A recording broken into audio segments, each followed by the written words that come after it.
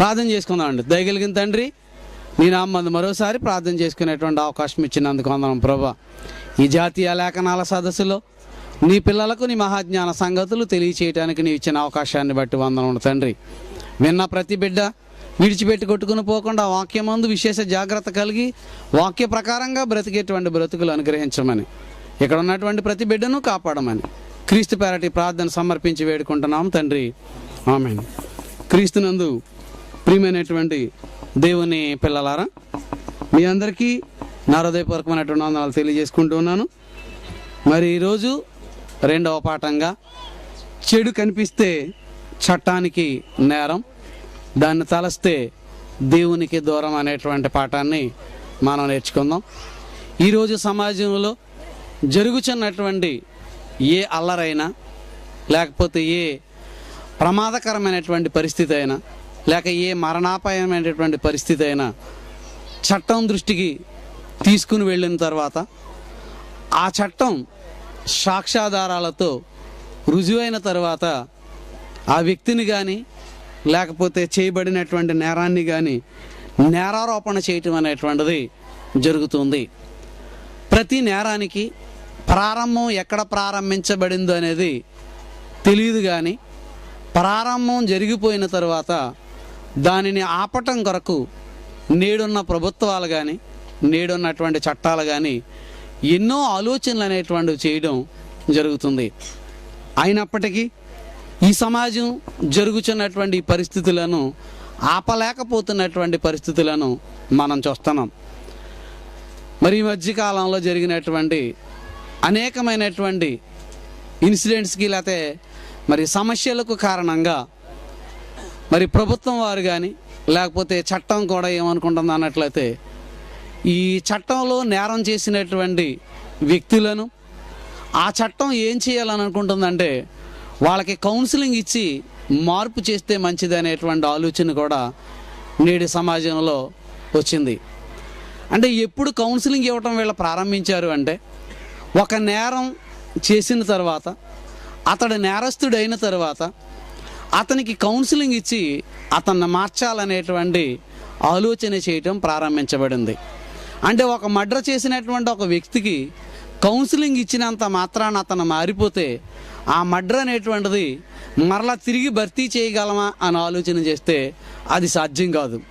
ఏ అరాచకమైనటువంటి పరిస్థితి ఏర్పడినా అది జరిగిపోయిన తర్వాత ఆ మనిషి మంచి వ్యక్తిగా మనం మార్చినంత మాత్రాన ఆ నేరాన్ని, లేకపోతే జరిగినటువంటి ఆ ఇన్సిడెంట్ అనేటువంటి దాన్ని మనం భర్తీ చేయలేమనేటువంటి విషయం మనకు తెలిసినటువంటి నిజం. అయితే ఈ సమాజం పాడైపోతున్నటువంటి ఈ సమాజాన్ని కాపాడాలి అంటే ఎవరి మాటల అవసరమో, ఏ పరిస్థితులలో ఈ సమాజానికి మరి కౌన్సిలింగ్ అనేటువంటిది అవసరమో, ఎప్పుడు కౌన్సిలింగ్ ఇస్తే సమాజం బాగుపడుతుంది అనేటువంటి విషయాల గురించి మనం బైబిల్ ప్రకారంగా మనం ఆలోచన చేద్దాం. ఈ సమాజాన్ని మార్చాలి అంటే, ఈ సమాజాన్ని కాపాడాలి అంటే కేవలము దేవుని యొక్క వాక్యము తప్ప ఈ చట్టం కానీ, తుపాకీ గొట్టం కానీ, ఈ సమాజంలో ఏర్పడినటువంటి పరిస్థితులు కానీ ఈ మనుషులను మార్చలేవు. ఈ మనుషుల యొక్క వినాశనానికి కారణం ప్రారంభం అనేటువంటి దాన్ని రూపుమాపగలిగితే ఈ సమాజంలో జరుగుతున్నటువంటి నేరాలను అరికట్టవచ్చు అనేటువంటి విషయాలను మనం చెప్పగలం. కనుక ఈ భూమి మీద పెరుగుతున్నటువంటి ఈ నేరాలకు కారణం ఎక్కడ జరిగిందని బైబిల్ చెప్పిందో ఒక్కసారి బైబిల్ని అడిగి పరిశీలన చేద్దాం. మత్తయి రాసినటువంటి సువార్త 12వ అధ్యాయము యేసుక్రీస్తు భూమి మీద ఉన్నటువంటి కాలంలో తన శిష్యులను పిలిచి అనేకమైనటువంటి ఉపమాన రీతులలో వారికి దేవుని యొక్క మాటలను తెలియజేసినటువంటి సందర్భంలో అలాంటి ఒక సందర్భాన్ని మనం చూస్తున్నాం. ఇక్కడ 12వ అధ్యాయము 33వ వచనానికి వచ్చేటప్పటికి, 12వ అధ్యాయము 33వ వచనంలో, చెట్టు మంచిదని ఎంచి దాని పండును మంచిదే అని ఎంచుడి, లేదా చెట్టు చెడ్డదని ఎంచి దాని పండును చెడ్డదే అని ఎంచుడి అంటున్నాడు. అంటే ఒక చెట్టు యొక్క గొప్పతనం ఎలా తెలుస్తుంది అంటున్నాడంటే దాని పండు వలన తెలుస్తుంది. అంటే పండు వలన చెట్టు యొక్క గొప్పతనం అనేటువంటిది తెలుస్తుంది. ఫర్ ఎగ్జాంపుల్, యాపిల్ అనేటువంటిది మనం చూసిన వెంటనే లేకపోతే మనం తిన్న వెంటనే ఆ యాపిల్ అనేటువంటి చెట్టును చూస్తే ఎలా ఉంటుందో అనేటువంటి ఆలోచన మన అందరికీ కలుగుతుంది, మన ప్రాంతంలో లేకపోయినప్పుడు కూడా. లేదా ఒక ఖర్జూర పండు అనేటువంటి దాన్ని మనం తినిన వెంటనే ఆ చెట్టును చూడాలి అనేటువంటి ఆలోచన మనకి కలుగుతుంది. కారణం ఏంటన్నట్లయితే ఆ పండు యొక్క గొప్పతనం, ఆ చెట్టు యొక్క గొప్పతనాన్ని తెలియచేయటం అనేటువంటిది మనం చూస్తున్నాం. ఇంతకీ చెట్టు గురించి ఎందుకు చెప్తున్నాడు, ఆ పండు గురించి ఎందుకు చెప్తున్నాడు అని ఆలోచన చేస్తే ఇక్కడ చెట్టు గురించి మాట్లాడట్లేదు, పండు గురించి మాట్లాడట్లేదు. మనకు అర్థం అవటం కొరకు ఒక ఎగ్జాంపుల్గా ఒక చెట్టుని ఒక పండుని తీసుకుని ఒక పండుని బట్టి చెట్టు యొక్క గొప్పతనం అనేటువంటిది తెలుస్తుందని చెప్పుకుంటూ ఒక ఉదాహరణ ఇస్తున్నాడండి కింద వచనంలో. ఏంటి అంటే అది చూడండి, అక్కడే చెట్టు దాని పండు వలన తెలియబడును, సర్పసంతానం మీరు చెడ్డవారేయుండి ఎలాగూ మంచి మాటలు పలుకగలరు, హృదయమందు నిండి ఉన్న దానిని బట్టి నోరు మాట్లాడును కదా అని సజ్జనుడు తన మంచి ధననిధిలో నుండి సద్విషయములను తెచ్చును, దుర్జనుడు తన చెడ్డ ధననిధిలో నుండి దుర్విషయములను తెచ్చును అంటున్నాడు. ఇక్కడ మంచివాడెవడు చెడ్డవాడెవరు అనేటువంటిది మనకు వివరిస్తున్నాడు. వీడు మంచివాడని మనకు ఎలా తెలుస్తుందంటే వాడు మాట్లాడేటువంటి మాటలను బట్టి వీడు మంచివాడండి అంటున్నాం. వాడు చెడ్డవాడని మనకు ఎలా తెలుస్తుందంటే వాడు చేసే పనులు, వాడు మాట్లాడేటువంటి మాటలను బట్టి చెడ్డవాడని చెప్తున్నాం. చెట్టు యొక్క గొప్పతనం ఫలాలను బట్టి తెలిస్తే మనిషి యొక్క గొప్పతనం అనేటువంటిది ఎలా తెలుస్తుంది అంటే వాడు మాట్లాడేటువంటి మాటలను బట్టి మనకు అర్థమవుతుంది అంటున్నాడు.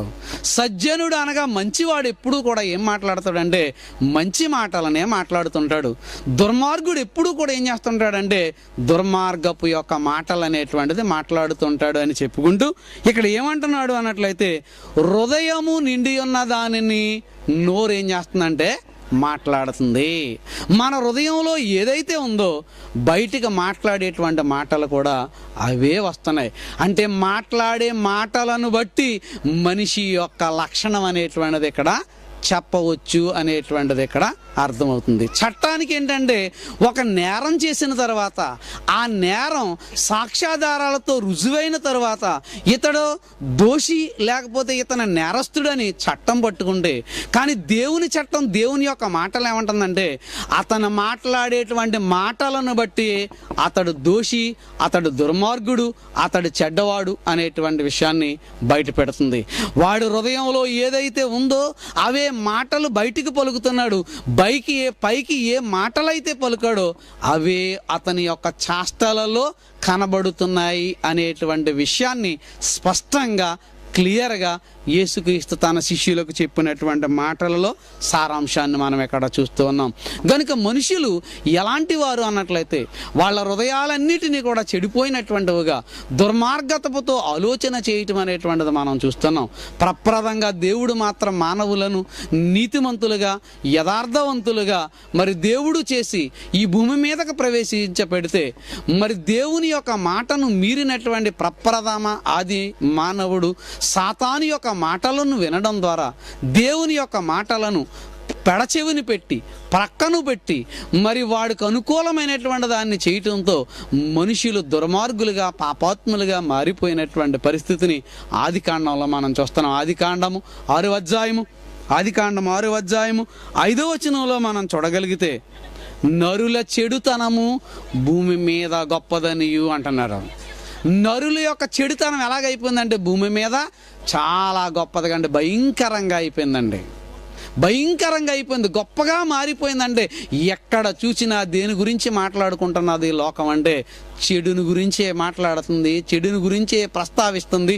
చెడు అనేటువంటిది లోకం దృష్టిలో ఎలాగైపోయిందంటే గొప్పగా మారిపోయింది అంటున్నాడు. ఇలా ప్రపంచంలో చెడు విస్తరించటానికి కారణం ఏంటి అంటున్నాడు అంటే కింద వచనంలో వారి హృదయము యొక్క తలంపులన్నీయు ఊహాంతయు ఎల్లప్పుడూ కేవలము చెడ్డదని. అదండి మనుషుని యొక్క హృదయంలో తలంపులు, మనుషుని యొక్క హృదయంలో ఆలోచనలు ఎల్లప్పుడూ ఎలా ఉంటుందట చెడ్డదిగా ఉంటుంది. అంటే ప్రపంచం చెడిపోయింది కనుక చెడిపోయిన ఈ ప్రపంచాన్ని కౌన్సిలింగ్ ఇచ్చి మార్చాలని సమాజం అనుకుంటుంటే, కానీ దేవుని యొక్క మాటలను బట్టి చూస్తే అసలు ఈ ప్రపంచం చెడిపోవటానికి కారణం మానవ హృదయాలే పాడైపోయినాయి. మానవ హృదయాలు పాడైపోయినాయి గనుక ఈ హృదయంలో పుట్టిన ఈ ఆలోచనలను రూపకల్పన చేయటం కొరకు సమాజంలో మనిషి ప్రవేశించబట్టే ఈరోజు సమాజం పాడైపోయింది అనేటువంటి మాటలను యేసుక్రీస్తు యొక్క మాటలలో లేక దేవుని యొక్క మాటలలో పరమార్థాన్ని మనం చూడడం అనేటువంటి జరుగుతుంది. ప్రియమైనటువంటి దేవుని పిల్లలారా, గనుక ఈరోజు సమాజం మరి చెడు అనేటువంటిది కనిపించినప్పుడు, ఆ చెడు అనేటువంటిది సాక్ష్యాలతో రుజువైనప్పుడు అతని నేరస్తుడుగా కొద్ది కాలం మాత్రమే శిక్ష అనేటువంటిది పెడుతుందే తప్ప ఈ నేరాన్ని మాత్రం సమాజం లేకపోతే చట్టం అనేటువంటిది భర్తీ చేయటం అనేటువంటిది జరగదు. కానీ ఈ సమాజంలో ఈ చెడు ప్రవేశించక ముందే ఈ మానవ హృదయాలను గనక బాగు చేయగలిగితే, మానవ హృదయాలను గనక సమాజంలో మంచి వైపు మరలించగలిగితే సమాజం ఎప్పుడూ బాగుపడేది. అలా బాగుపడకపోవటానికి కారణం నేడున్న ఈ సమాజంలో సమాజ వ్యవస్థలో దేవునికి సంబంధించినటువంటి బోధ కానీ దేవునికి సంబంధించినటువంటి మాటలు కానీ నేడున్న సమాజానికి లేవు.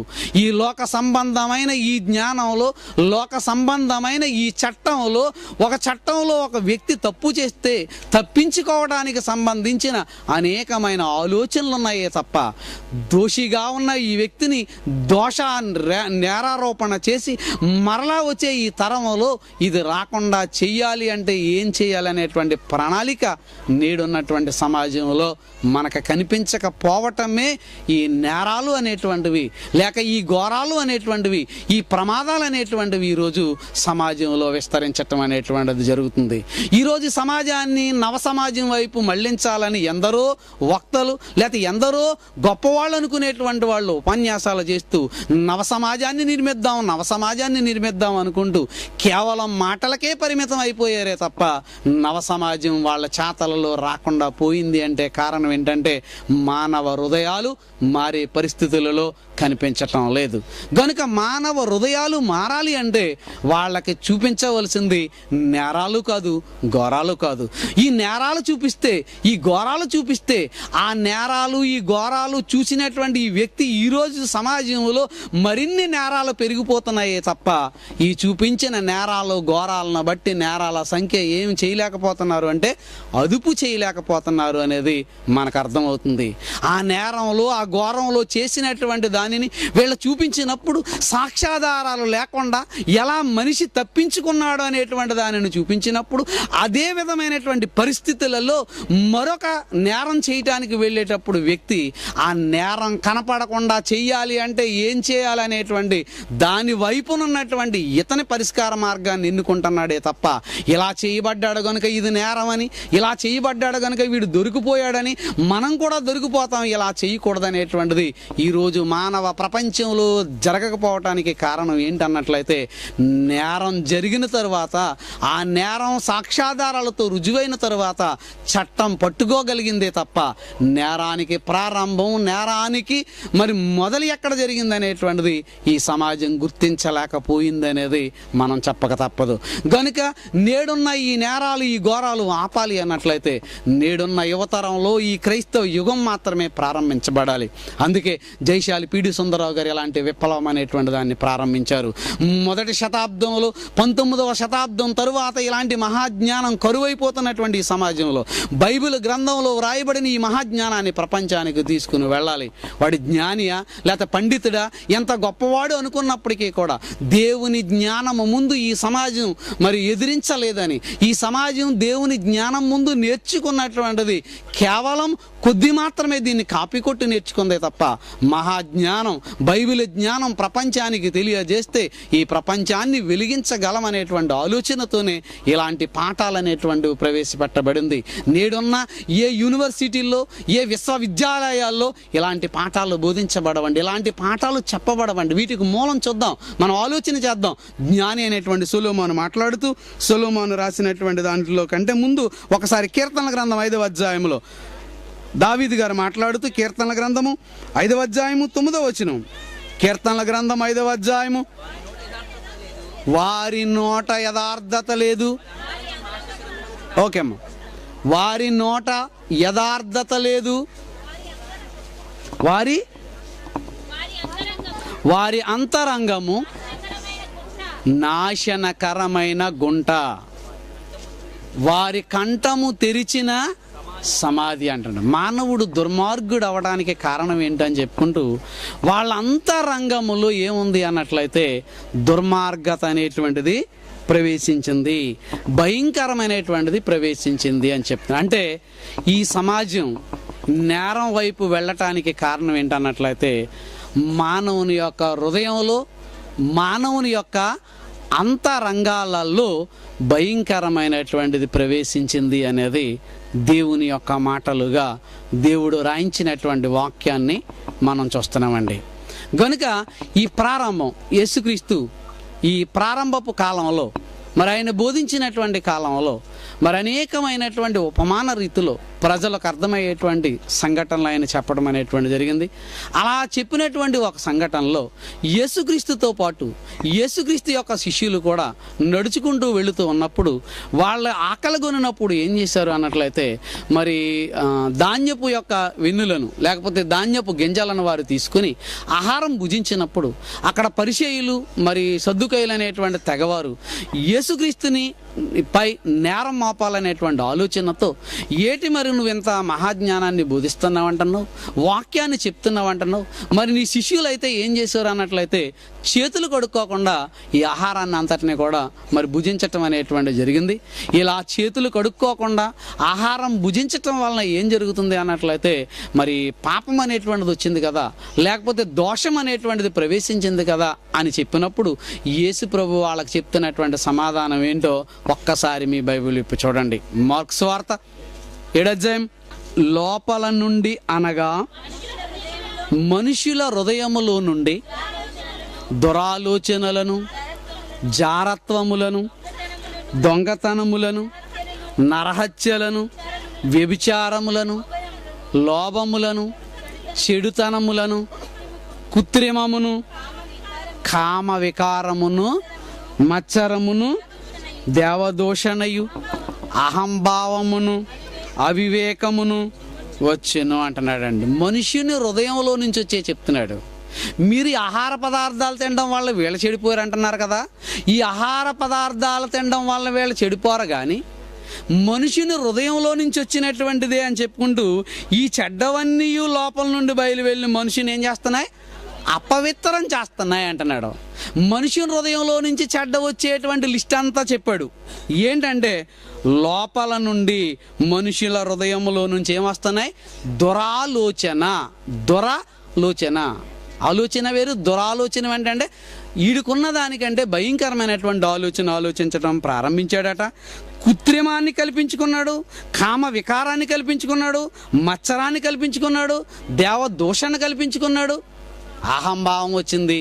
ఇవన్నీ మనిషిని ఏం చేస్తున్నాయంటే పాడు చేస్తున్నాయి. అంటే మనుషుడు బాగుపడాలి అంటే హృదయంలో ఉన్న ఇవన్నీ కూడా ఏమవ్వాలి, బయటికి పోవాలి. హృదయంలో ఉన్న ఇవన్నీ బయటికి పోవాలంటే మరి హృదయంలో ఏముండాలి అంటే మనిషిలో ఒక రోగం వచ్చింది అనుకోండి, ఆ రోగం పోవాలి అంటే మనం ఏం చేస్తాం తెలుసండి, యాంటీబయాటిక్ అనేటువంటి మెడిసిన్ని ప్రవేశపెడతాం. ఈ యాంటీబయాటిక్ లోపలికి వెళ్ళిన తర్వాత అది పనిచేయటం ప్రారంభిస్తే అప్పుడు రోగానికి సంబంధించినటువంటి క్రిములను ఏం చేస్తుంది అంటే అది నాశనం చేస్తుంది. మానవ హృదయాలన్నీ చెడిపోయినాయి. ఈ చెడిపోయిన ఈ హృదయాలన్నీ బాగుపడాలంటే మరి ఏం చేయాలి, ఏం చేస్తే బాగుపడుతుంది? నీ హృదయం బాగుపడాలి. నీ హృదయం బాగుపడాలని ఎంతకాలం చెప్తే ఈ సమాజం బాగుపడుతుంది ఆలోచించండి. అందుకే దేవుడు రాయిస్తూ ఇర్మియా గ్రంథం 17వ అధ్యాయం 9వ వచనంలో, ఇర్మియా గ్రంథము 17వ అధ్యాయము 9వ వచనం, హృదయము అన్నిటికంటే మోసకరమైనది, అది ఘోరమైన వ్యాధి. హృదయము అన్నిటికంటే ఏంటట, మోసకరమైనది, అది ఘోరమైన. అంటే ఈ ప్రపంచంలో భయంకరమైన చెడు అనేటువంటిది ప్రవేశించటానికి నిలయం కారణం ఎక్కడ ప్రారంభించింది చెప్పండి? ఇప్పుడు హృదయం, మానవుని యొక్క హృదయంలో ప్రవేశించింది అంటున్నాడు. ఈ హృదయము అన్నిటికంటే ఏంటన్నమాట, భయంకరమైనది, ఘోరమైన వ్యాధి కలిగినటువంటిది. అంటే సమాజం బాగుపడాలి అంటే ఏం బాగుపడాలి చెప్పండి? ఇప్పుడు హృదయం బాగుపడాలి. హృదయం బాగుపడాలంటే ఏం చెప్తే హృదయం బాగుపడుతుంది? ఏ మాటలు చెప్తే హృదయం బాగుపడుతుంది, ఏ బోధలు చేస్తే హృదయం బాగుపడుతుంది, ఇది మనకు అర్థం కావాలి, ఇది తెలియచేయాలి. ఎలాంటి మాటలు చెప్తే హృదయం బాగుపడుతుందో, ఈ హృదయంలోకి వెళ్ళగలిగినటువంటి వాడు ఎవరు? మనిషికి ఒక రోగం వచ్చింది అనుకోండి, ఆ రోగం డాక్టర్ దగ్గరికి వెళితే డాక్టర్కి అంతుపట్టనప్పుడు డాక్టర్ ఏం చేస్తాడంటే ఒక స్కానింగ్ మిషన్ దగ్గరికి తీసుకుని వెళ్తాడు. ఈ స్కానింగ్ మిషన్ దగ్గరికి తీసుకుని వెళ్ళిన తర్వాత ఆ స్కాన్ చేసిన వెంటనే ఇతని బాడీలో ఉన్నటువంటి లోపం ఏంటనేటువంటిది బయటకు పడుతుంది. మరి ఒక మనిషిని హృదయం చెడిపోతే, ఆ హృదయం చెడిపోయినటువంటి వ్యక్తిని డాక్టర్ దగ్గరికి తీసుకుని వెళితే, ఆ డాక్టర్ స్కానింగ్ మిషన్ దగ్గరికి తీసుకుని వెళితే వాడి హృదయంలో ఏముందో చెప్పండి అంటే ఏ స్కానింగ్ మిషన్ అయినా ప్రపంచంలో చెప్పగలదా? ఎవరో చెప్పలేరండి. నా హృదయంలో ఏముందో చెప్పమంటే ఎవరైనా చెప్పగలరా? ఎవరో చెప్పలేరండి. మీ హృదయంలో ఏముందనేది ఈ ప్రపంచంలో ఎవ్వరికీ తెలియదండి. అసలు ఎవడ హృదయంలో ఏముందో అనేది ఆ హృదయంలో ఉన్న వ్యక్తికి తప్ప మరో వ్యక్తికి అనేటువంటి వాడికి తెలియదు. మరి ఈ హృదయాలు బాగుపడాలంటే ఎలా? ఏ స్కానింగ్ మిషన్ దగ్గరికి తీసుకుని వెళితే హృదయంలో ఉన్నటువంటి దాన్ని బయట పెట్టగలుగుతుంది? అలాంటి వైద్య శాస్త్రం ఈరోజు డెవలప్ అయిందంటే అవ్వలేదండి. కానీ క్రీస్తు మహాజ్ఞానం మొదటి శతాబ్దంలోనే ఈ హృదయం అన్నిటికంటే ఘోరమైన వ్యాధి కలిగినటువంటిదని, ఇది భయంకరమైనదని, ఈ హృదయాన్ని శోధించేది ఏంటో, ఎలాంటి స్కానింగ్ మిషన్ ఉందో ఒక్కసారి మీ బైబిల్ ఇప్పు చూడండి. హెబ్రీలకు రాసినటువంటి పత్రిక అపోస్తుడైనటువంటి పౌలు హెబ్రీలకు రాసినటువంటి పత్రిక 4వ అధ్యాయము 12వ వచనం. హెబ్రీలకు రాసిన పత్రిక, ఎందుకనగా దేవుని వాక్యము సజీవమై బలము గలదై, రెండంచులు గల ఎటువంటి ఖడ్గము కంటేను వాడిగా ఉండి ప్రాణాత్మలను, కేళ్లను, మూలుగును విభజించినంత మట్టుకు దూరుచు. చూసారా వాక్యం ఎక్కడి వరకు వెళ్తుందండి? కేళ్లను, మూలుగను విభజించినంత మట్టుకు దూరుచు హృదయము యొక్క తలంపులను బయట పెడుతుంది. ఆలోచనలను బయట పెట్టేది ఏమనుకుంటున్నారు ఇప్పుడు? వాక్యం అండి. దేవుని మాటలండి. దేవుని వాక్యం మానవుని హృదయాలలో ఎక్కడ వరకు అంటే కేళ్లను, మూలుగును విభజించినంత మట్టుకు దూరుచు ప్రవేశిస్తాం. అంటే కేళ్లను, మూలుగును విభజించినంత మట్టుకు దూరుచున్న ఈ వాక్యము మానవ హృదయాలలో ప్రవేశించగలిగిందా లేక ప్రవేశపెట్టగలిగారా ఈ సమాజం అంటే? చేయలేదండి. అలా చేయకుండా ఒక నేరం జరిగిన తర్వాత ఆ నేరానికి సంబంధించినటువంటి సాక్ష్యాలను అన్వేషించటం ప్రారంభించింది. కానీ ఈ చట్టంలో నేరస్తుడు దొరికితే, ఆ నేరానికి సంబంధించినటువంటి సాక్ష్యాధారాలు రుజువైతే నేరస్తుడు అని ఈ చట్టం శిక్ష వేసింది. ఒకవేళ నేరస్తుడు దొరకకపోతే, చట్టం రుజువు చేయలేకపోతే అతడు ఏం చేస్తున్నాడంటే సమాజంలో బయట బలాదురుగా తిరుగుతున్నాడు. అందుకే మరి చట్టం దృష్టిలో దొరికితేనే దొంగ, లేకపోతే దొరగా చలామణి అయ్యేవారు ఈరోజు సమాజంలో ఎందరో వ్యక్తులను మనం చూడటం అనేటువంటిది జరుగుతుంది. కనుక మానవ హృదయంలో జరిగిన ఈ సంఘటనలను ఎవరు బయట పెట్టగలరు? మానవ హృదయాలలో జరుగుతున్నటువంటి ఈ ఘోరాన్ని ఆపగలిగినటువంటి వారు ఎవరో ఒక్కసారి ఆలోచించండి. కొరింథీయులకు రాసిన మొదటి పత్రిక 2వ అధ్యాయము 11వ వచనం. కొరింథీయులకు రాసినటువంటి మొదటి పత్రిక 2వ అధ్యాయము 11వ వచనం. మీరు కంగారు పడకండి అమ్మ, చాలామంది రాసుకుంటున్నారు, స్పీడ్ అవుతుంది అని వాళ్ళు కంగారు పడుతున్నారు. మీరు రిఫరెన్స్ చెప్పేశారు అనుకోండి, నేను వెళ్ళిపోయాను అనుకోండి, వాళ్ళు అర్థం కాలేదంటారు. కొంచెం క్లాస్ కనుక ప్లీజ్ కొంచెం స్లోగా వెళదాం. ఒక్కసారి ఎవరో ఒక్కళ్ళే చదవండి, ఒకరు చదివితే ఒకళ్ళు సైలెంట్ అయిపోండి. ఎవరు?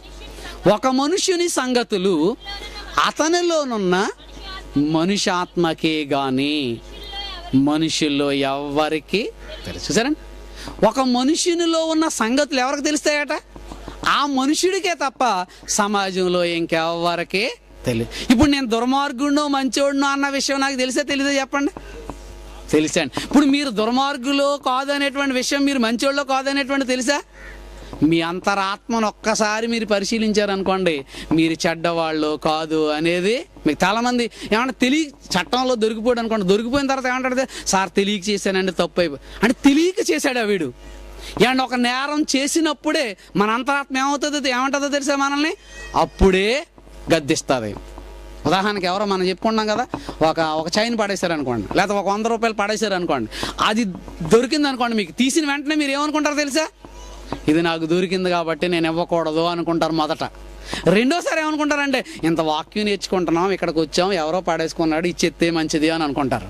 మరలా రెండోసారి మళ్ళీ ఏమనుకుంటారు తెలుసా, నాకు దొరికింది కాబట్టి నేను ఇచ్చేస్తాను అనుకోండి, ఇంకొకటి దొరికితే వాడు ఎత్తాడేంటి అని అనుకుంటారు. ఇలా పోటీ పడిన తర్వాత ఏం చేస్తారు తెలుసా, దేవుని జ్ఞానం ఎక్కువ ఉందనుకోండి మీకు, ఇది మంచిది కాదని ఇచ్చేద్దాం అనుకుంటారు. లేదు లోక జ్ఞానం ఎక్కువ ఉందనుకోండి, జేబులో పెట్టి నొక్కేస్తారు. అవునా కదా? అంటే అప్పుడే తెలుసు దొంగతనం చేసేటువంటి వాడు ఎవ్వరూ చూడకూడదు, అందరూ నిద్రపోవాలి అని రహస్యంగా ప్రవేశించాడంటే అర్థం ఏంటి, చూస్తే వీడు నేరస్తుడని తెలిసి వీడికి. అంటే ప్రతి మనుష్యుడికి చెడ్డ చేసినటువంటి వాడికి, వాడు వ్యభిచారి అయినా, దొంగ అయినా, నరహంతకుడైనా, ఎవడైనా సరే ఇంకొకడికి తెలియకపోవచ్చేమో తప్ప ప్రతి వ్యక్తికి తాను చేసినటువంటిది తప్పు రైటు అనేది తెలుసు. సరే ఎలా చెప్పాడు బైబిల్లో? ఆయనకి చట్టానికి తెలుస్తా అంటే చట్టం దృష్టికి తీసుకుని వెళితే తెలుసు, కానీ ఇది ఎప్పుడు తెలుసా, ఈ ప్రారంభంలోనే తెలుసు అంటున్నాడు. చూడండి, అందుకే అన్నాడంటే ఒక మనుషుని సంగతులు మనిషి ఆత్మకు తప్ప ఎవరికి తెలియను. పైకి బాగా కనిపిస్తాడండి, చాలా చక్కగా చెప్పేవాడుగా ఉండొచ్చు, కానీ వాడు ఎవడ హృదయంలో ఏముంది అనేది వాడికి తప్ప ఎవరికి తెలీదు అనేటువంటి మాటలు ఇక్కడ జ్ఞాపకం చేస్తున్నాడు. అందుకే యేసు ప్రభు భూమి మీద మరి బోధించినటువంటి కాలంలో అనేకమైనటువంటి మరి ఉదాహరణలు ఈ సమాజాన్ని మార్చడానికి ఆయన చెప్పినటువంటి మాటలు ఎన్నో చూడగలం. అలాంటి దానిలో ఒక ఎగ్జాంపుల్ చెప్పాడు, ఒక సందర్భాన్ని చెప్పినటువంటి సందర్భం మనం చూస్తున్నాం. మరి మత్తయి సువార్త 5వ అధ్యాయం 27వ వచనంలో, మత్తయి సువార్త 5వ అధ్యాయము 27వ వచనం చదువుతున్నారండి. వ్యభిచారము చేయవద్దని చెప్పబడిన మాట మీరు విన్నారు కదా, నేను మీతో చెప్పినదేమనగా. సరే, వ్యభిచారము చేయవద్దు అనేటువంటి మాట మీరు విన్నారు కదా, నేను మీతో చెప్పినదేమనగా అని ఒక స్త్రీని మోహపు చూపుతో చూచి ప్రతివాడు అప్పుడే తన హృదయమందు ఆమెతో వ్యభిచారము చేసిన వాడగును అంటున్నాడంటే. వ్యభిచారం చేయొద్దన్న మాట మీరు విన్నారు కదా, వ్యభిచారానికి కారణం ఏంటనుకుంటున్నారు, మీ హృదయంలో మోహపు చూపు. అంటే మొట్టమొదటికుండా వాడు హృదయంలో చూచిన తర్వాత చాలా బాగుంది అని అనుకున్నాడు, అవకాశం కోసం ఎదురు చూశాడు, అవకాశం కుదిరింది, అప్పుడు వీడు వ్యభిచారం చేశాడు, అప్పుడు వీడు నేరస్తుడయ్యాడు. ఆ వ్యభిచారం చేయగా ఇంకొకడు చూశాడు, అప్పుడు వీడిని చట్టంలోకి తీసుకుని వెళ్ళి సాక్ష్యం చెప్పాడు, అప్పుడు చట్టం ఏమందో తెలుసా, వీడు దోషి అని నేరారోపణ చేసింది. అసలు వ్యభిచారానికి ప్రారంభం ఏంటి మరి అంటే, వీడు చూపే మొట్టమొదటి చూపులోనే అది నా తల్లి, అది నా చెల్లి, నా సోదరి అనుకున్నాడు అనుకోండి, వ్యభిచారం జరిగేది కాదు. అంటే చట్టం దృష్టిలో ఎప్పుడు పట్టుకుంది అంటే, వాడు వ్యభిచారం చేసిన తర్వాత వీడు దోషి అని పట్టుకుంటే జరిగిన వ్యభిచారాన్ని భర్తీ చేయగలదా చట్టం? చేయలేదండి. కానీ వ్యభిచారానికి ప్రారంభం మోహపు చూపు అండి. అదండి బైబిల్ అంటే. ఈ సమాజానికి దేవుడు చెప్పినటువంటి బోధ అదండి. వ్యభిచారానికి కారణం వెతికి ఇదంతా జరిగిన తర్వాత, నేరం జరిగిన తర్వాత పట్టుకుంటే ఆ నేరానికి ప్రారంభం ఏంటో తెలుసా, నీ హృదయంలో జరిగిన ఆ ప్రారంభపు చూపునే నువ్వు మళ్ళించుకుంటే ఈరోజు సమాజం ఎలా ఉండేది కాదు అనేది దేవుని యొక్క వాక్యం చెప్తుందండి. వ్యభిచారం చేసిన తరువాత వీడు వ్యభిచారి అని చట్టం చెప్తే, వ్యభిచారానికి ప్రారంభం పట్టుకున్నదే దేవుని యొక్క మహాచట్టం. ఒక వ్యక్తి మరి హత్య చేసిన తర్వాత, మర్డర్ చేసిన తర్వాత నరహంతకుడుగా ఇతను పలానా నేరం చేశాడు కనుక ఇతను హంతకుడు అని చట్టం పట్టుకుంటే, ఈ హత్య చేయటానికి ప్రారంభం ఏంటో తెలుసా అండి? పై వచనానికి వెళదాం. పై వచనంలో 27 చదివారు కదండి, 21లో నరహత్య చేయవద్దు, నరహత్య చేయువాడు విమర్శకు లోనగునని పూర్వీకులతో చెప్పబడిన మాట మీరు విన్నారు కదా.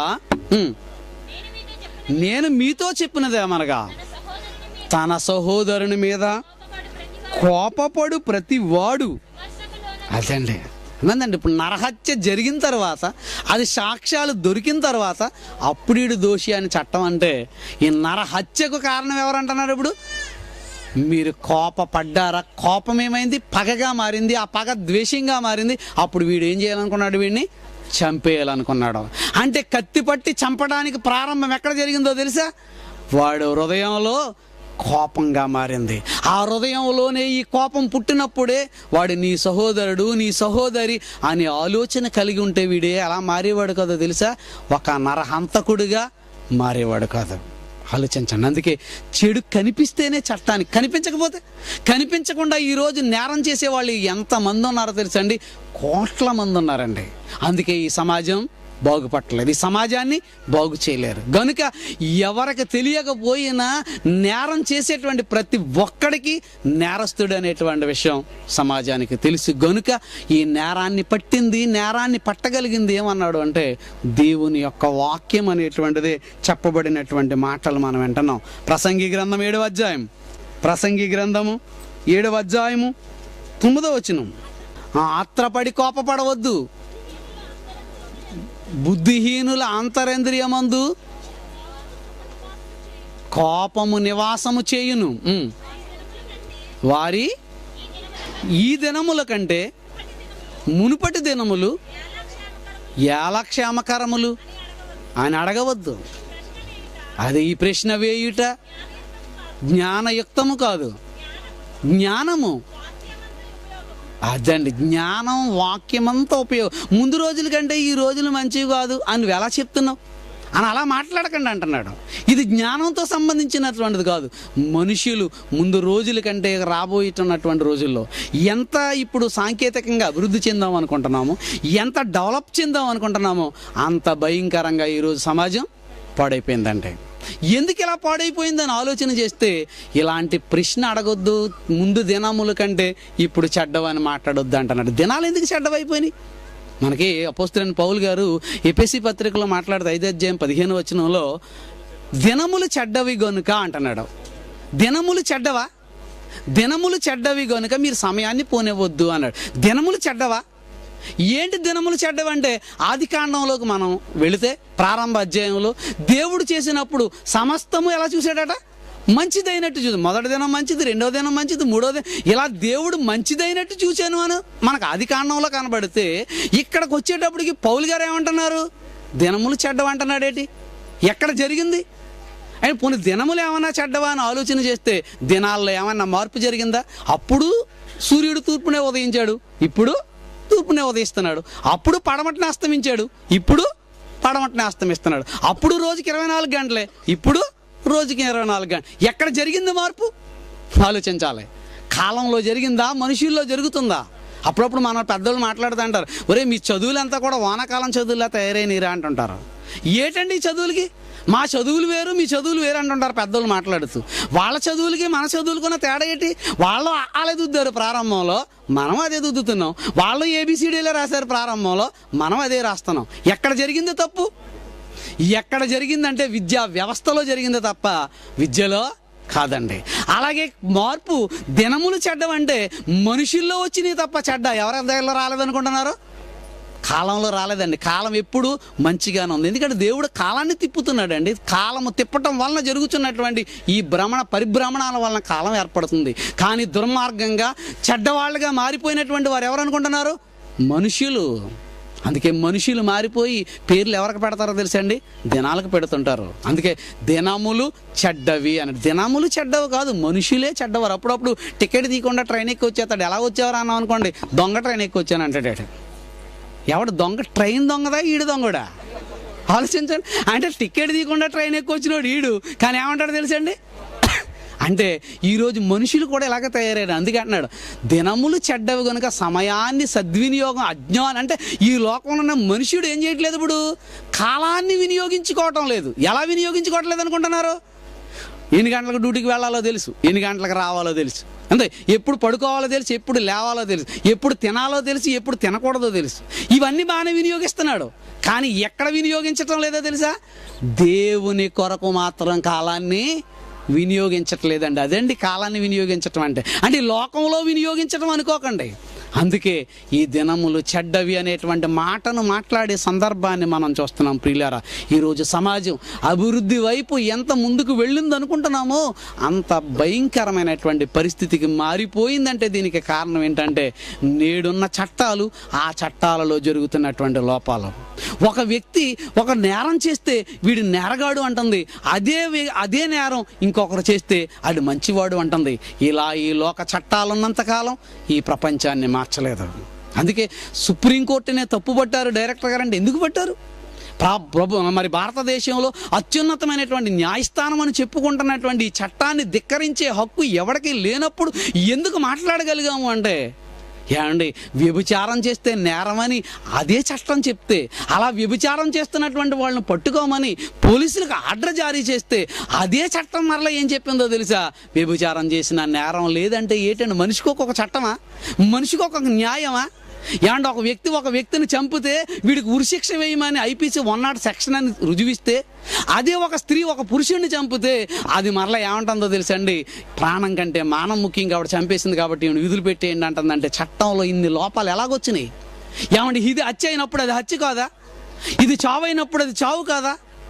అందుకే నేడున్న ఈ సమాజాన్ని మార్చగలిగే పరిస్థితి లేకుండా పోయింది. గనుక ఈ సమాజాన్ని మార్చాలి అంటే ఈ సమాజానికి నేర్పించవలసింది దేవుని యొక్క మాటలు. అందుకే దేవుని మాటలు మానవ హృదయాలలో ఉంటే అప్పుడు మనిషి భయపడతాడండి. అందుకే దావీదు గారు అంటారు, ఆకాశానికి వెళ్ళిపోదాం అనుకున్నావు అనుకో, అక్కడ నువ్వు ఉన్నావు. భూ దిగంతాలకు వెళ్ళిపోదాం అనుకున్నావు, అక్కడ నువ్వు ఉన్నావు. చట్టం అండి. మనతో పాటు వీళ్ళందరూ ఎంతమంది కాపలా కాయగలరు? ఎంతమంది ఉండగలరు? అంటే ఎవరికి తెలియకుండా, తల్లి పిల్లలకు తెలియకుండా చేయొచ్చు, పిల్లల తల్లిదండ్రులకు చేయకుండా తెలియచ్చు. కానీ దేవునికి తెలియకుండా చేయగలరంటే చేయలేడు. ఎందుకో తెలుసా? దేవుని వాక్యం వాడి హృదయంలో ఉన్నప్పుడు నన్ను ఎవరు చూచినా చూడకపోయినా ఎవరు చూస్తున్నారో తెలుసా?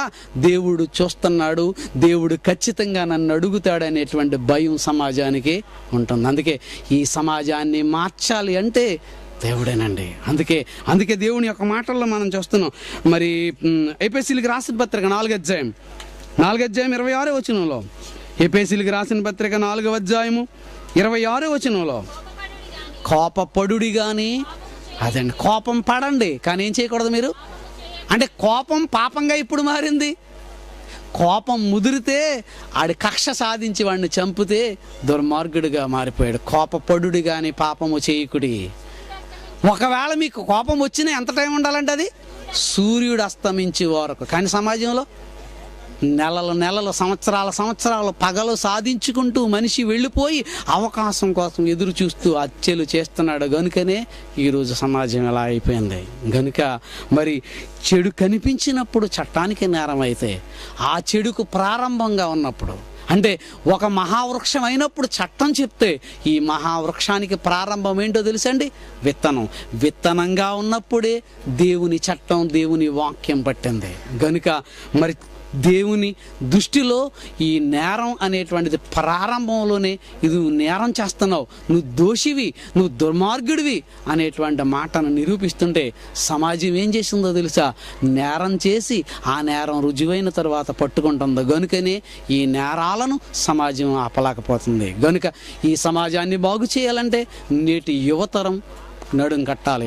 అలాంటి యువతరానికి దేవుని యొక్క మాటలు అందాలి. దేవుని యొక్క మహాజ్ఞాన సంగతులు మనమే ఈ సమాజానికి అందించవలసినటువంటి బాధ్యత మన మీద ఉందనేటువంటి విషయాన్ని మనం గమనించాలి. మత్తయి సువార్త 9వ అధ్యాయం 4వ వచనంలో, యేసు వారి తలంపులను గ్రహించి మీరెందుకు మీ హృదయములో, అదండి అంటే హృదయాలను గ్రహించగలిగినటువంటి వాడు ఎవరో తెలుసండి? దేవుడండి. నీ హృదయంలో, మనుషుల హృదయంలో ఉన్నది మనుషునికి తెలుసు. ఆ మనుషుని హృదయంలో ఏమి ప్రారంభించబడింది అనేది దేవునికి తెలుసు. నా హృదయంలో ఉన్నది నా పొరుగువాడికి, నా పక్కవాడికి, నా తల్లిదండ్రులకు, బంధువులకు తెలియకపోవచ్చు. కానీ నా హృదయంలో ఉన్నది నాకు తెలుసు. నీ హృదయంలో ఉన్నది నీకు తెలుసు. నీ తర్వాత తెలిసిన వాడు ఎవరో తెలుసా? దేవునికి తెలుసు. అందుకే మొదటి శతాబ్దంలో వాళ్ళను పరిచయులు, శాస్త్రులు వీళ్ళందరూ ఉన్నప్పుడు ఆయన ఏం మాట్లాడుతున్నాడు తెలుసా? ఎందుకు మీ హృదయములో దురాలోచనలను చేయుచున్నారు.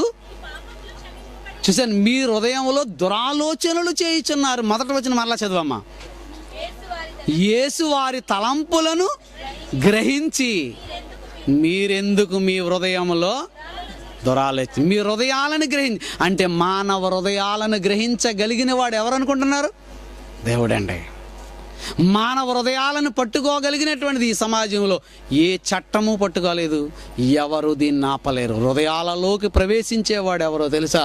దేవుని యొక్క మాటలు. అందుకే వాళ్ళ హృదయంలో ఆలోచన వచ్చిన వెంటనే ఎందుకు వీళ్ళు అలా చేశారనేది ఆయన గమనించి రాబోయేదాన్ని ముందుగానే పసిగట్టి సమాజానికి చెప్పినట్లుగా మనం చూడగలం. కనుక ఈ సమాజం పాడవుతున్న ఈ సమాజాన్ని కాపాడాలి అంటే దేవుని వైపు ఈ సమాజాన్ని మనం మళ్ళించాలి, నడిపించాలి అనే మాటలు మీకు తెలియచేస్తూ ఉన్నాను. 5వ అధ్యాయం 43వ వచనంలో, మత్తయి సువార్త 5వ అధ్యాయము 43వ వచనంలో, నీ పొరుగువానిని ప్రేమించి నీ శత్రువును ద్వేషించుమనే మాట మీరు విన్నారు కదా. నేను మీతో చెప్పినదేమనగా, మీరు పరలోకమందున్న మీ తండ్రికి కుమారులయ్యుండునట్లు మీ శత్రువులను మీరు, యేసుప్రభు బోధ అండి ఇదే. మీరు ఏం చేయాలనుకుంటున్నారు? పగ పెంచుకోకండి, ద్వేషం పెంచుకోకండి. మీరేం చేయాలనుకుంటున్నారు? మిమ్మల్ని ప్రేమించే వాళ్ళని మీరు ప్రేమిస్తే మీ గొప్పతనం ఏంటి? కనుక మీరు ఏం చేస్తారో తెలిసి ఇప్పుడు మీ శత్రువులను ప్రేమించండి. శత్రువులను ప్రేమిస్తే ఏముండవు, ఇక్కడ పగలు ఉండవండి, ద్వేషాలు ఉండవండి అసలు. అందుకే యేసుప్రభు అన్నిటికంటే నిన్ను వలె నీ పొరుగువాన్ని ప్రేమించు అన్నాడు. అంటే మనం ఎలా అనుకున్నామో మన పొరుగువాడు అలాగ అనుకుంటే, ఆమె నా తల్లి, ఆమె నా చెల్లి, ఆమె నా తమ్ముడు, అతను నా సహోదరుడు అనుకుంటే అసలు నేరాలకి, ఘోరాలకి, ప్రమాదాలకి అసలు కారణమే లేదు కదండి. అందుకే అంటున్నాడు, మీ శత్రువులను మాత్రమే మీరు ద్వేషించి మిత్రులను మాత్రమే ప్రేమిస్తే మీకు కలిగేదేటండి. కనుక శత్రువులను కూడా మీరేం చేయాలి? ప్రేమించాలి. అది ఎవరు చెప్పారనుకుంటున్నారు? యేసుక్రీస్తు. సమాజం శిక్షించాడా, వాడికి శిక్ష చేసేయి, చెడ్డ చేసాడా, వాడిని చెడ్డ చేసేయి అంటుంది. కానీ బైబిల్ ఏమని తెలుసా? శత్రువులను సహితం. అందుకే ఆయన చిరసన ముళ్ళకి పెట్టిన, ప్రక్కలో బల్లెప్పు పోటు పొడిచిన, కొరడా దెబ్బలు కొట్టిన ఆయన ఏమన్నాడు తెలుసా? తండ్రి వీళ్ళు ఏం చేస్తున్నారో వీళ్ళకి తెలియదు, వీళ్ళని క్షమించండి. అదండి ఆయన ఇచ్చినటువంటి బోధ. కానీ ఈ శారీరకంగా మనిషిని శిక్షిస్తే, తుపాకీ చూపించినా, భయపెట్టినా వాడు కొద్ది కాలమే ఉంటాడు. బయటికి వెళ్ళిపోతే మరలా నరహంతకుడుగా, మరలా భయంకరమైనటువంటి వ్యక్తిగా మారిపోయేటువంటి వాళ్ళని మనం చూసేటువంటి పరిస్థితులు మనం చూస్తున్నాం. ప్రియమైనటువంటి దేవుని పిల్లలారా, గనుక మనుషుడు మారాలి అంటే మనుషుని హృదయంలో నుంచి మారాలి, హృదయంలో నుంచి మార్పు రావాలి. అందుకే హృదయం అన్నిటికంటే ఏంటన్నట్లయితే భయంకరమైనది, ఘోరమైన వ్యాధి కలదన్నాడు. గనుక ఈ హృదయం మారాలి అంటే ఈ హృదయంలోకి ఎక్కడున్నాడంటే యేసుప్రభు ఏమంటున్నాడో తెలుసండి? హెబ్రీ పత్రికలో, యాకోబు పత్రికలకు వచ్చేటప్పటికి ఏమంటాడో తెలుసా? హృదయం అనే తలుపు నద్ద నేనేం చేస్తున్నాను? తట్టుచున్నాను. ఎవడు తీస్తాడో అప్పుడు నేను వెళ్తానండి అంటున్నాడు. అంటే ఈ హృదయంలోనికి యేసుక్రీస్తు ప్రవేశిస్తే, దేవుని మాటలు ప్రవేశిస్తే అప్పుడు ఇవన్నీ ఏమైపోతాయి మనకి? అంటే హృదయంలో ఏమున్నాయని చెప్పాడు తెలుసండి? భయంకరమైనటువంటి చూశారు మీరు. మత్తయి సువార్త 7:21, మార్కు సువార్త 7:21 వచనంలో, లోపల నుండి అనగా మానవ హృదయాల నుండి దురాలోచనలు, వ్యభిచారము, దారత్వము, దొంగతనము, ఇవన్నీ కూడా చెప్పుకుంటారు. ఇంత భయంకరమైన జరుగుతున్న ఈ హృదయంలోనికి ఏమి వెళితే ఈ హృదయం బాగుపడుతుందనే దానికి కూడా దేవుని యొక్క మాటలు చెప్పబడినవెన్నో మనం దేవుని యొక్క గ్రంథంలో మనం చూడగలం. గనుక సామెతల గ్రంథం 12:2 సామెతల గ్రంథం 12:2 పురుషుడు అంటే మంచివాడనండి. మంచి పురుషునికి దేవుడు ఏం చేస్తాడట? కటాక్షము చూపును, దురాలోచనలు గలవాడు. అదే దురాలోచనలు గలవాడిని ఏమని పిలుస్తాడట? నేరస్తుడని. దురాలోచన పుట్టిన తర్వాత, ఈ దురాలోచన కార్యరూపం దాల్చిన తర్వాత, అది చట్టం పట్టుకుంటే, చట్టం దృష్టికి వస్తే, అసలు దురాలోచన ప్రారంభించబడినప్పుడే ఈడు దురాలోచన చేశాడు అని దేవుడు, ఈ దురాలోచన వలన నువ్వు నేరస్తుడు అయిపోతావు అని మొదటగానే దేవుని యొక్క గ్రంథం హెచ్చరిస్తున్నట్టుగా దేవుని మాటలలో ఉన్న పరమార్థాన్ని మనం చూస్తున్నాం. కాబట్టి ప్రియమైనటువంటి దేవుని పిల్లలారా, మరి మనం చెప్పుకుంటున్నటువంటి పాఠంలో చెడు కనిపిస్తే చట్టానికి నేరం, దాన్ని తలస్తేనే దేవుడికి దూరం. చెడు కనిపించకపోతే, కనిపించని ఘోరాలు, కనిపించని నేరాలు ఈరోజు సమాజంలో ఎన్నో జరుగుతున్నాయి. కానీ దేవుని దృష్టిలో వీళ్ళందరూ కూడా మంచివాళ్ళని మాత్రం కాదండి. దేవునికి కనబడని స్పష్టమైనది ఏది కూడా లేదండి. సమస్తము ఎరిగినటువంటి వాడు గనుక వారి హృదయ ఆలోచనలను వెరిగి, అందుకంటే దేవుడు మన హృదయంలోకి, మన నాలుకకు మాట రాక మునిపే మన హృదయంలో ఏమున్నదనేది గ్రహించగలిగినటువంటి సమర్థుడు ఎవరు అంటే దేవుడు మాత్రమే. గనుక ఈ దేవుని మాటలను సమాజం ఎప్పుడు గుర్తించిందో, ఎప్పుడు నేర్చుకుందో అప్పుడే ఈ సమాజం బాగుపడుతుంది తప్ప ఈ చట్టాలు కానీ, ఈ చట్టంలో ఉన్నటువంటి మరి సెక్షన్లు కానీ మనుషులను మార్చలేవు అనేటువంటి దాన్ని మనం చెప్పక తప్పదు. గనుక ఒక నేరస్తుడికి నేరం చేసిన తర్వాత శిక్ష వేయాలని చట్టం అనుకుంటుండే, ఒక నేరస్తుడు నేరం చేసినప్పుడు ఆ నేరాన్ని ఎలా మరి రూపుమాపాలనేటువంటి విషయంలో యేసుక్రీస్తు ఆలోచించినటువంటి ఒక ఆలోచన మనకు బాగా తెలుసు.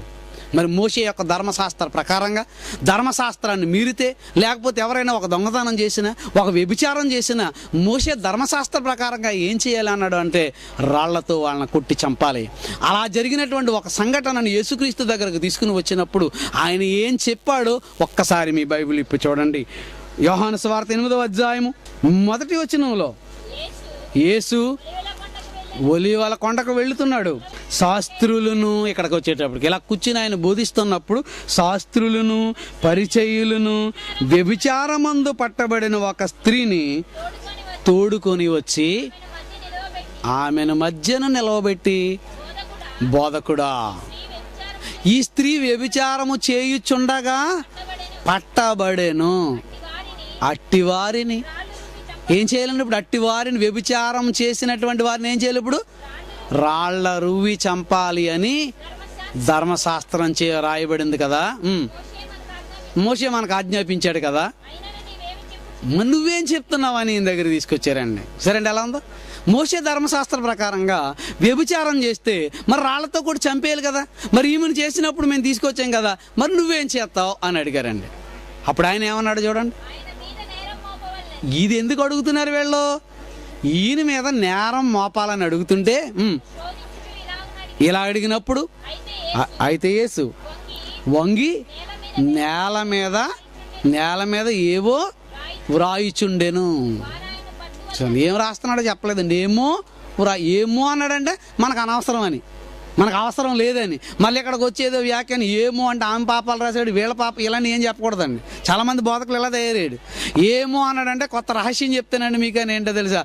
ఏమో అంటే ఏమనుకుంటున్నారంటే ఇక్కడికి పోయిందండి. ఏమో అంటే నీకు అనవసరం అని. అంటే ఏమో అన్నాడంటే ఏమో అంటే మళ్ళీ ఇదేని ఎలా చెప్తావు?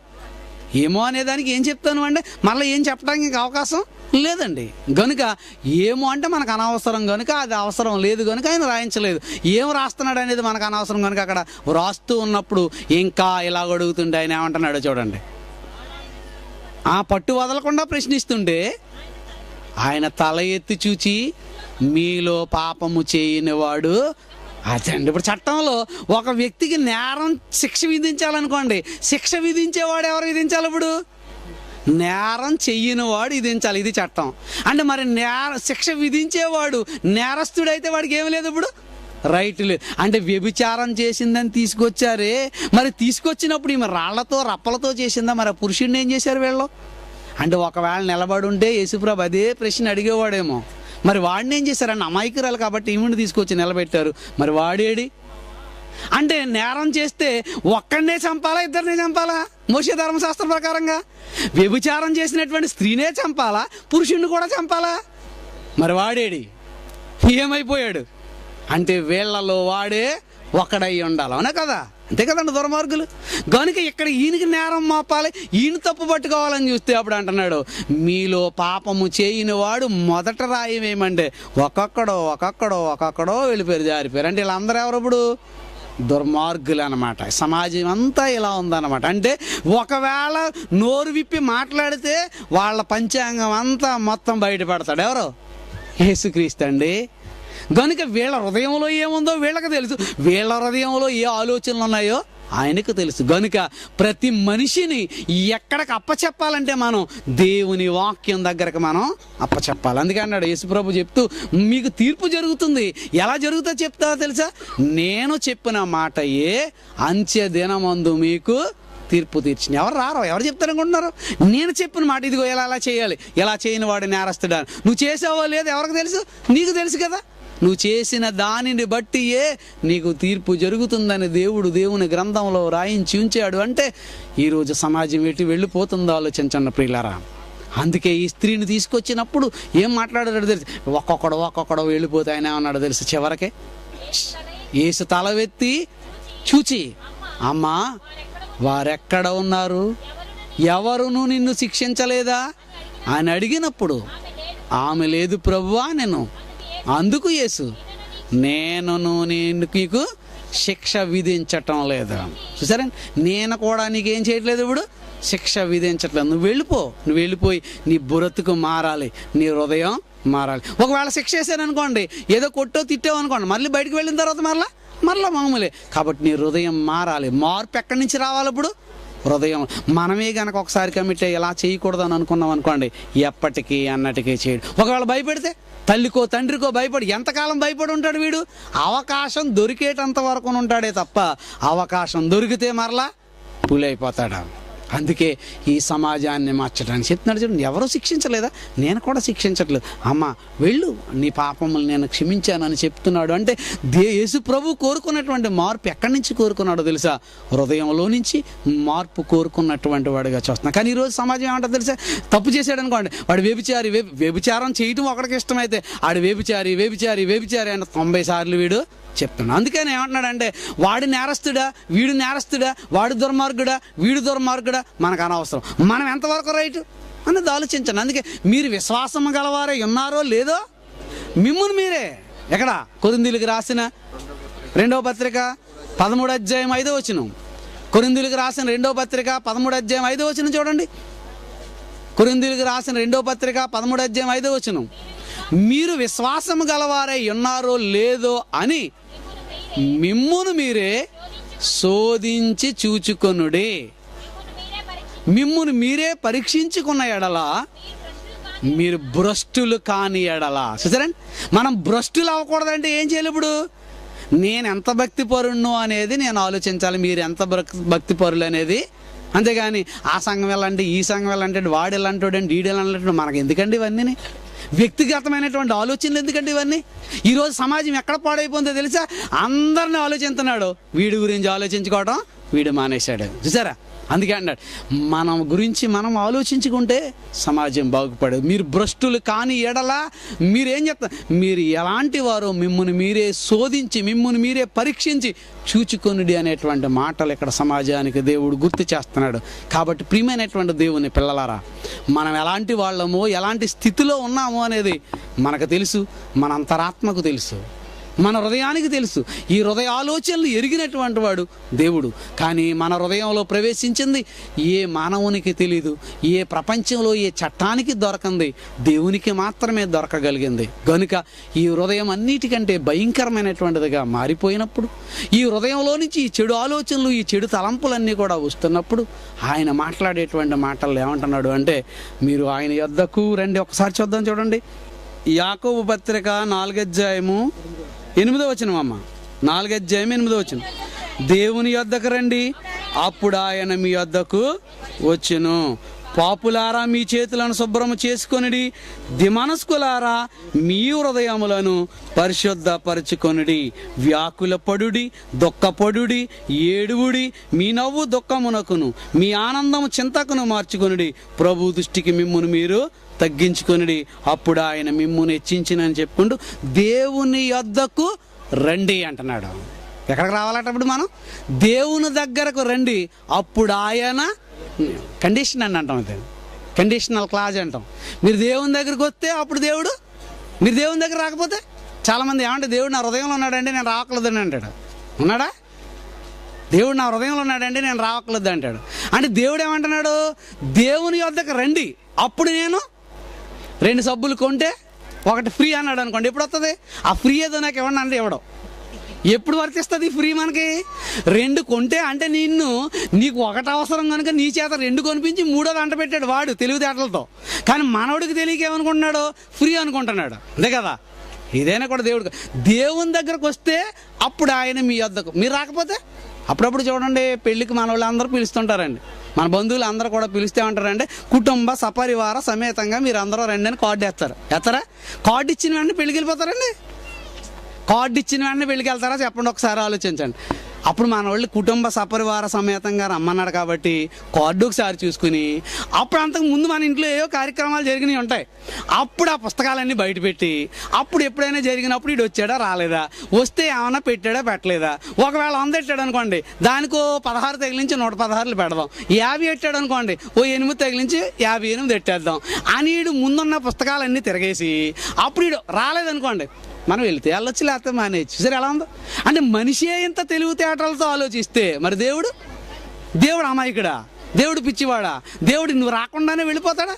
అందుకని దేవుని యొద్దకు రండి, అప్పుడు ఆయన మీ యొద్దకు వచ్చాను అన్నాడు. ఇంకా మళ్ళీ చెప్పండి, ఏమంటున్నాడు అక్కడ? పాపులారా మీ చేతులను శుభ్రము చేసుకొనుడి అంటున్నాడు. పాపంలో ఉన్నావని తెలియాలి, నువ్వు దేవుని దగ్గరకు రావాలి, నీ చేతులను శుభ్రం చేసుకోవాలి. దిమనస్కులారా అంటున్నాడు, మీ హృదయములను పరిశుద్ధపరచుకొనుడి, వ్యాకులపడుడి, దుఃఖపడండి దేవుని కోసం. అలా మారిస్తే మీ హృదయం ఆనందం దుఃఖము చింతకును మీరు మార్చుకోండి. దేవుని వాక్యం మీ హృదయంలో ప్రవేశించాలి. ఏ హృదయంలో నుంచి అయితే ఈ సమాజాన్ని పాడు చేయటానికి భయంకరమైన శక్తులు వస్తున్నాయో అదే హృదయంలోనికి ఏం ప్రవేశించాలంటున్నాడు? ఇప్పుడు దేవుని వాక్యం ప్రవేశిస్తే అప్పుడు ఈ హృదయంలో నుంచి ఈ చెడంతా బయటికి పోయి ఈ హృదయంలో ఏం పుడతాయో ఒక్కసారి మీ బైబిల్ ఇప్పు చూడండి. గలతీ పత్రిక 5వ అధ్యాయము 19వ వచనంలో మానవ హృదయాలలో ఉన్నటువంటి వాటిని చెప్పాడు. మనం ఇందాక మార్క్స్ వార్త 7:21లో చదివాని చూడండి, అదే చెప్పుకుంటూ శరీర కార్యములు స్పష్టమైనవి అని చెప్తూ అవి ఏంటంటే జారత్వము, అపవిత్రత, కాముకత్వము, విగ్రహారాధన, అభిచారము, ద్వేషములు, కలహములు, మత్సరములు, క్రోధములు, కక్షలు, భేదములు, విమతలు, అసూయలు, మత్తతలు, అల్లరితో కూడినటువంటి ఆటపాటలు మొదలైనవి. వీటిని గురించి నేను మునుపు చెప్పిన ప్రకారము ఇట్టి వాటిని చేయువారు దేవుని రాజ్యమును స్వతంత్రించి కొనరని మీతో స్పష్టముగా చెప్పుచున్నాను అన్నాడు. అదే ముందు మనం చూసాం, ఇప్పుడు చెప్తున్నాడు చూడండి. అయితే ఆత్మఫలమేమనగా, చూసారండి, ఇప్పుడు ఏ హృదయం అయితే చెడిపోయిందో ఈ హృదయంలోకి దేవుని వాక్యం ప్రవేశిస్తే ఏం ఫలాలు కాస్తుందంటే ఇది ఆత్మ ఫలాలు. వినండి, ఆత్మ ఫలం ఏమనగా ప్రేమ, సంతోషము, సమాధానము, దీర్ఘశాంతము, దయాళుత్వము, మంచితనము, విశ్వాసము, సాత్వికము, ఆశానిగ్రహము. ఇట్టి వాటికి విరోధమైన నియమం ఏదియూ లేదు. క్రీస్తు యేసు సంబంధులు శరీరమును దాని ఇచ్చలను దురాశలతో సిలువ వేస్తారు అంటున్నాడు. చూసారండి, ఏ హృదయంలోకి ఇవన్నీ వస్తే అప్పుడు హృదయంలో ఈ చెడు అనేటువంటి దానికి ప్రారంభమే అనేదే జరగదు. ఇలా జరగాలి అంటే ఎక్కడికి రావాలి? మరి దేవుని దగ్గరకు రావాలి. అందుకే చెడు కనిపిస్తేనే చట్టానికి నేరం, కానీ ఈ చెడు తలంపు పుడితేనే దేవునికి మనిషి దూరం అయిపోయి నరకానికి వెళ్ళిపోతున్నాడు, అగ్ని ఆరని పురుగు చావని భయంకరమైన స్థితిలోకి వెళ్ళిపోతున్నాడు అని చెప్పింది ఎవరో తెలుసండి? వాక్యం అండి. కాబట్టి ప్రియమైనటువంటి దేవుని పిల్లలారా, ఈ చెడును ఈ చట్టం ఆపలేదు, ఈ లోకం ఆపలేదు. దీన్ని ఆపగలిగినటువంటిది కేవలం దేవుని యొక్క వాక్యమే అని, దేవుని యొక్క మాటలే అని మీరు గ్రహించాలి, మీరు ఆలోచించాలి. ఓకేనండి? కనుక మరి చెడు కనిపిస్తే చట్టానికి నేరం, దానిని తలస్తేనే దేవునికి దూరం. దీని మీద ఏమైనా కౌంటర్స్ ఉంటే అడగచ్చు. పాఠం అక్కడితో అయిపోయింది. ఓకే.